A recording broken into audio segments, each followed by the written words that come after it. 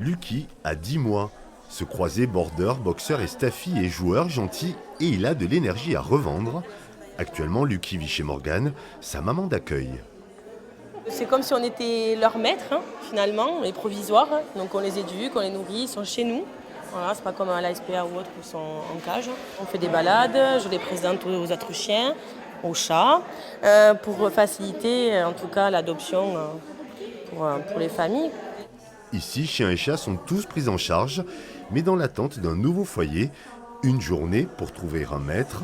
Après la perte de son chat, Françoise est venue se renseigner. Oh ben justement, j'ai demandé pour ce gros chat noir s'il avait besoin d'extérieur ou non.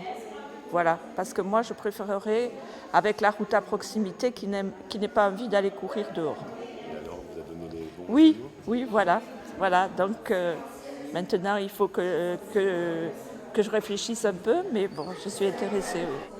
L'association CEPAF 64, qui organisait cette opération de préadoption, ne dispose pas de refuge, mais elle met en contact futurs maîtres et familles d'accueil avec une traçabilité rigoureuse des animaux.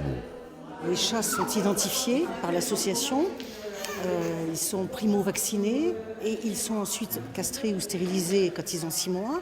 On a fait beaucoup de réservations, bon, à peu près là on a fait entre 10 et 15 chats, ce qui est formidable. Parce que le fait de faire ces adoptions, lorsque je vais avoir d'autres chats qui vont rentrer, on va pouvoir avoir une place pour eux en famille d'accueil. Pour couvrir les frais vétérinaires, l'association demande environ 200 € pour un chat et 400 pour un chien. En Béarn, une trentaine de petits compagnons sont actuellement disponibles à l'adoption via le CEPAF.